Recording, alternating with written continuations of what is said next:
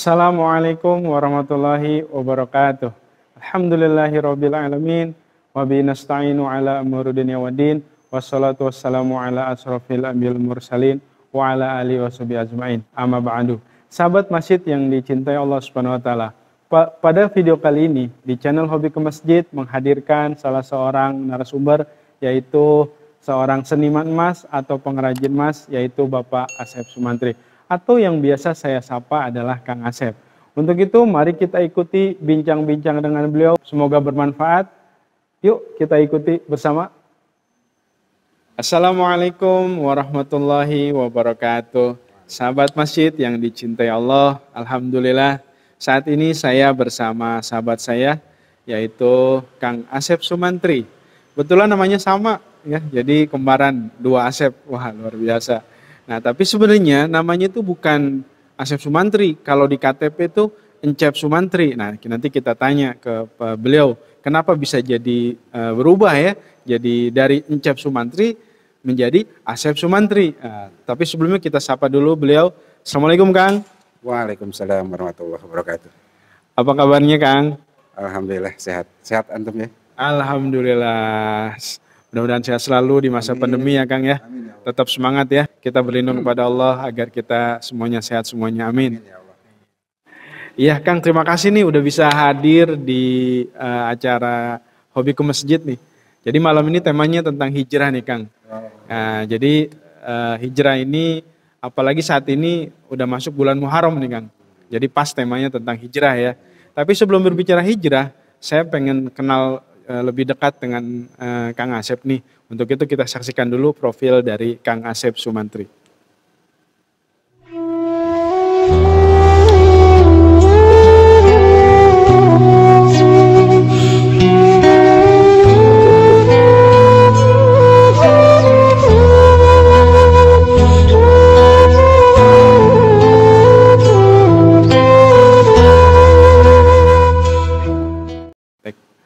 Baik, Kang Asep nih asli Sukabumi ya? Iya betul. Sunda, saya Sukabumi. Oh gitu. Tuh, ke Jakarta tahun berapa kira-kira Kang?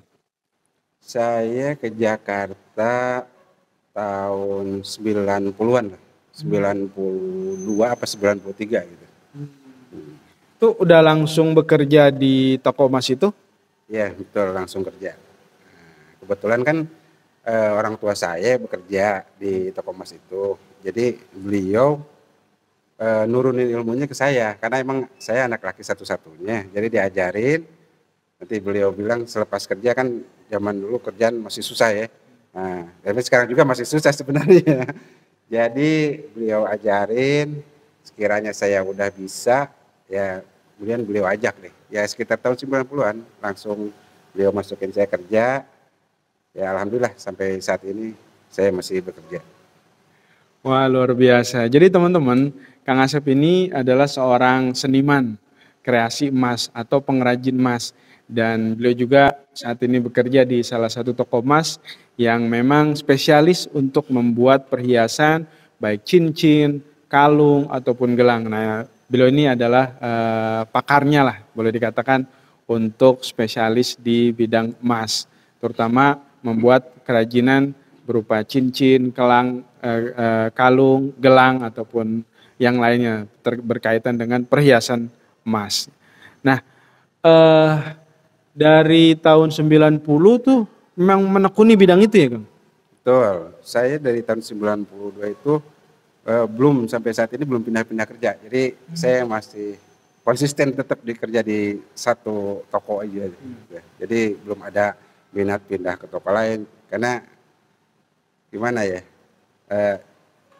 yang penting kan hati nyaman gitu ya. Kerja itu hati, kalau udah hati nyaman insya Allah betah gitu. Alhamdulillah sampai sekarang. Iya. Sehari-hari memang membuat emas gitu atau ada yang lain? Kesehariannya emang saya tukang emas ya, jadi membuat pesanan-pesanan, ada yang pesen cincin, apa aja. Pokoknya yang dari emas, segala bentuk perhiasan, aksesoris dari emas, insya Allah saya kerjakan. Gitu. bukan hanya perhiasan yang dipakai, sebenarnya ada satu, saya dulu pernah bikin piala atau trofi, itu pesanan dari pejabat RI, pejabat RI kalau nggak salah, itu bikin 4. Jadi saya bikin piala itu 4 piala, jadi untuk beliau bagikan lah kepada staf-staf yang berjasa gitu ya. Mungkin kalau saya dibilang prestasi saya yang itulah yang membuat saya, oh ternyata saya bisa gitu. Setelah bernegosiasi, kan sebelumnya Pak, kira saya mau master ini, Bapak kira-kira bisa nggak? Setelah saya pelajari, saya telaah, insya Allah saya bisa. Nah, waktunya berapa hari? Kalau bisa sih jangan lama-lama Pak, katanya gitu. Soalnya saya ini mau langsung serah terima jabatan sekalian penghargaan gitu kan. Berapa lama kira-kira?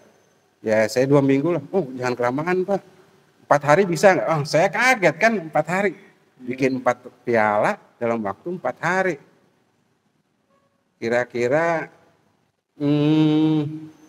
ya udah sanggup deh. Tapi saya itu kerja full ya. Full dari pagi terus lembur. Ya pokoknya selama 4 hari itu alhamdulillah bisa terselesaikan dengan izin Allah juga ya, diberikan kelancaran, kemudahan gitu. Alhamdulillah. Wah, luar biasa nih ya. Jadi boleh dikatakan ini prestasi yang sangat menggembirakan ya saat itu ya. Dimana membuat sebuah piala yang terbuat dari emas butuh sebuah ketelitian, butuh sebuah kehati-hatian sehingga menghasilkan karya yang terbaik pastinya ya buat customer. Wah. Tuh waktu dulu tuh sudah menikah kan? Saya kerja 1 tahun, kemudian istilahnya nabung lah untuk perencanaan pernikahan. Yang alhamdulillah 2 tahun ke tahun berikutnya 2 tahun udah saya langsung menikah. Alhamdulillah. Alhamdulillah. Udah berapa di karunia putra putri nih Kang sekarang? Sekarang putra 2, putri 1. Alhamdulillah. Alhamdulillah. Ini tapi ngomong-ngomong nih, dengar-dengar nih Kang. Jadi apalagi dengan penampilan baru yang sekarang gitu kan. Luar biasa nih jenggotnya tebel teman-teman. Saya kalah nih.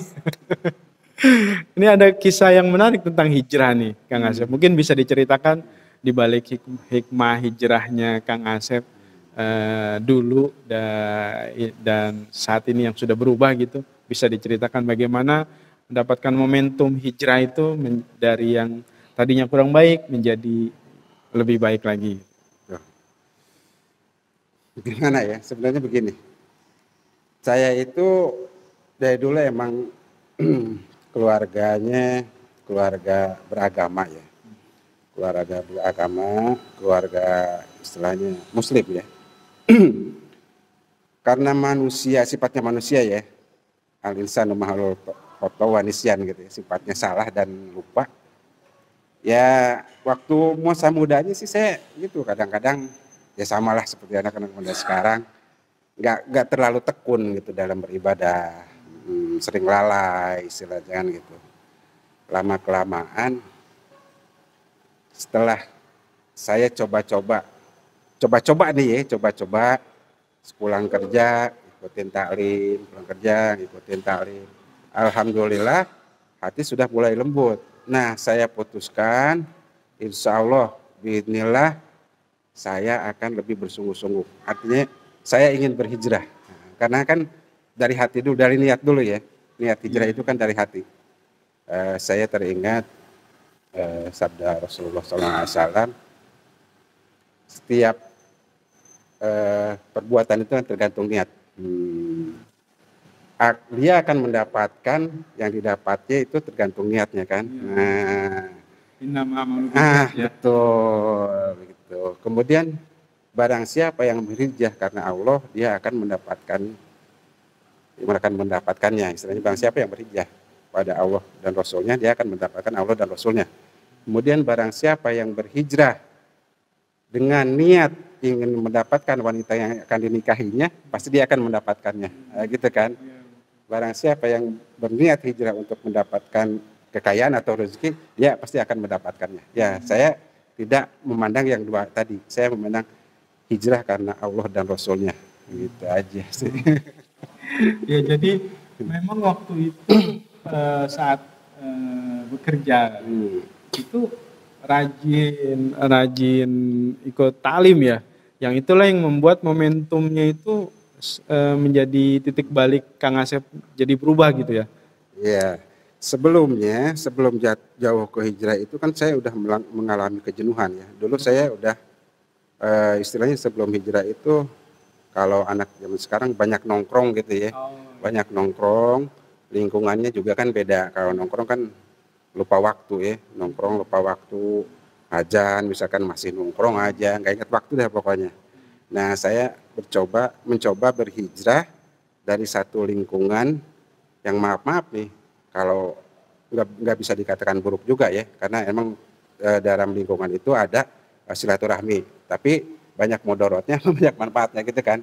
Saya mencoba hijrah, alhamdulillah pelan-pelan saya mulai banyak ikutin taklim, sholat berjamaah di masjid gitu kan. Jadi hijrah itu tidak di tempat dulu, dari tempat yang kurang baik istilahnya ya ke tempat yang lebih baik gitu kan. Karena Jadi nggak ikut nongkrong lagi gitu ya. Berarti ya, dulu seneng nongkrong dong sebelum hijrah. ya betul. Saya itu orang yang saya kan hobi musik ya. Nah, hobi musik. Jadi kalau nongkrong itu ya pasti main musik lah. Main musik. Kalau udah nongkrong itu kan suka lupa waktu ya. Kalau bermain musik itu saking enaknya. Nah, jadi saya mencoba pelan-pelan sedikit-sedikit meninggalkan tuh hal-hal yang sekiranya melalaikan saya gitu kan, sedikit-sedikit. Alhamdulillah atas izin Allah karena tekad saya yang kuat, alhamdulillah insya Allah bisa lah gitu. Alhamdulillah. Jadi memang momentumnya itu pada saat meninggalkan sebuah lingkungan ya. Lingkungan yang tidak baik untuk menuju ke lingkungan yang lebih baik gitu. Ditambah lagi memang saat itu aktif di pengajian ya. Gitu. Ya baik. Nah, bagaimana nih Kang untuk menjaga istiqomah supaya bisa hijrah ini tetap terus ya sampai akhir hayat kalau bisa ya. Karena kan menjaga yang sudah hijrah ini kan luar biasa nih. Nah, bagaimana nih menurut Kang Asep nih? Kalau supaya kita istiqomah itu memang rada berat ya. Beratnya itu karena apa? Istiqomah itu kan biar kata sedikit tapi terus menerus gitu kan istiqomah. Tapi bisa kita siasati, bukan kita siasati. Jadi kita bisa ada beberapa faktor yang bisa kita untuk tetap terus istiqomah, yaitu niat yang kuat ya. Niat yang kuat, terus berzikir, mengingat Allah tuh. Karena dengan zikir itu kan hati menjadi lembut ya. Nah, ada bidzikillahi tatmainnul qulub. Berzikirlah agar hati kamu lembut gitu kan. Terus berzikir. Ketiga, berkumpul dengan orang-orang soleh. Nah itu dia, berkumpul dengan orang-orang soleh. Terus banyak membaca Al-Quran gitu ya.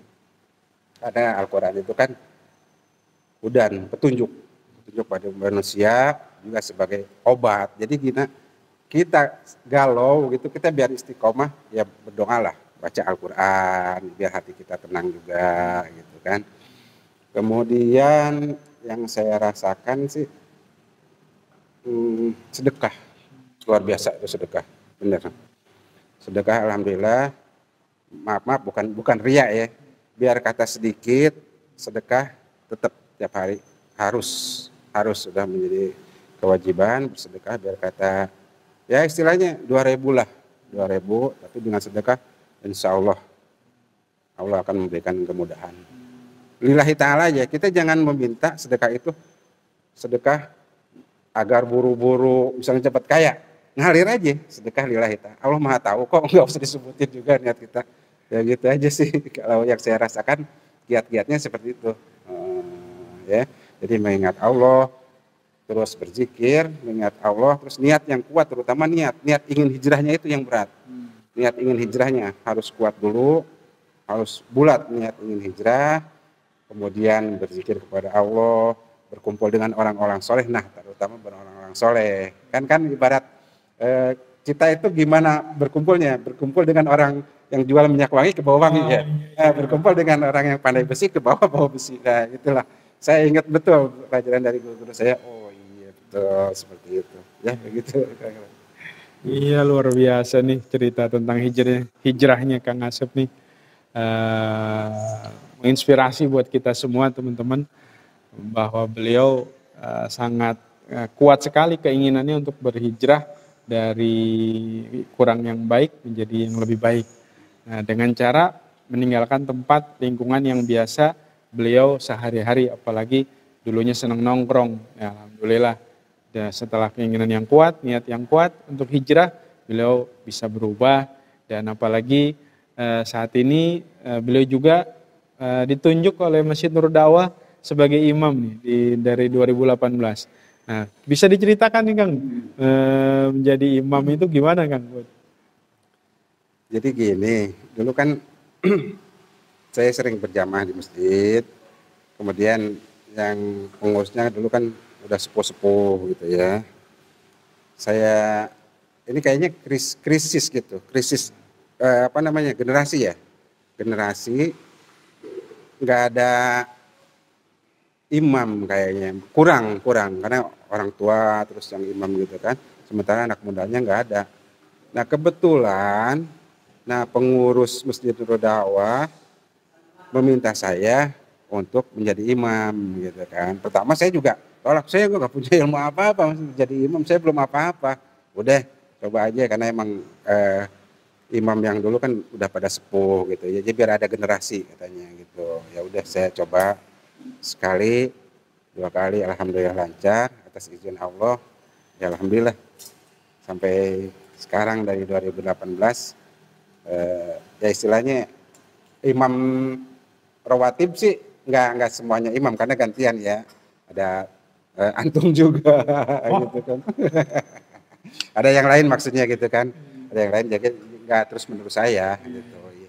Ya memang teman-teman, saya tunjuk beliau itu sebagai imam karena memang ya tadi ya alhamdulillah beliau juga sudah baik lah, kemudian juga yang luar biasanya sosok beliau ini juga jadi panutan di masyarakat. Kemudian yang saya takzim sama beliau adalah jenggotnya ini loh luar biasa nih.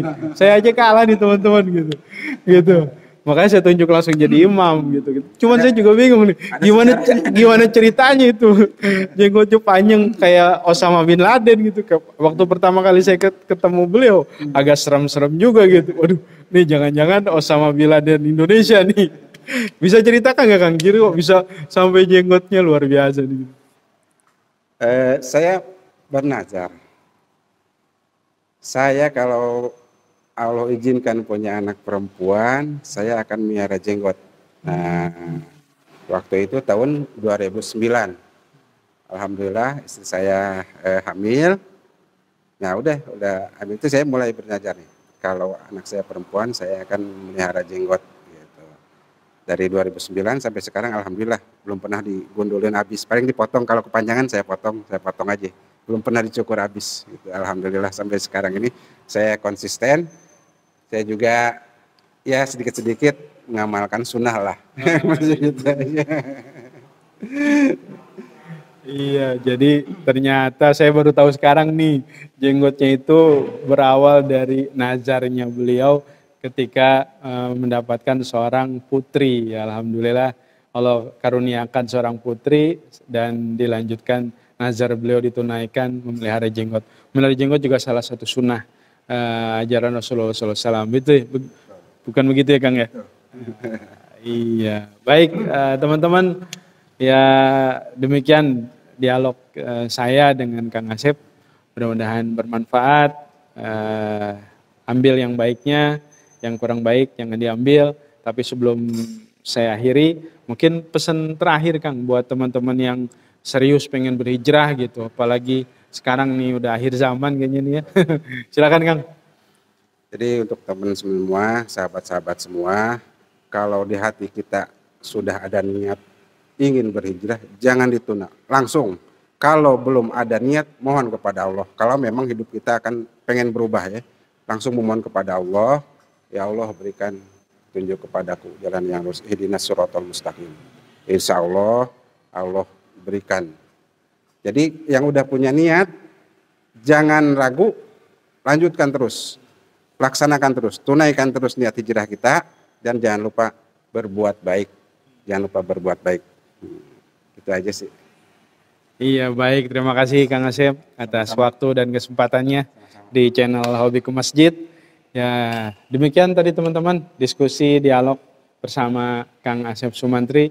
Semoga bermanfaat dari tayangan ini. Dan terakhir saya sampaikan bahwa hijrah adalah hidayah yang Allah berikan kepada kita semua.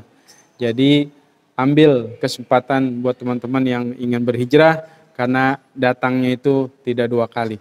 Segera ketika hidayah itu sudah datang, maka segera jemput, dan mudah-mudahan Allah berikan hidayah, dan kemudian teman-teman juga segera berhijrah menjadi lebih baik. Terima kasih, itu saja dari saya. Jangan lupa like and subscribe di channel Hobiku Masjid. Saksikan terus video-video dari kami.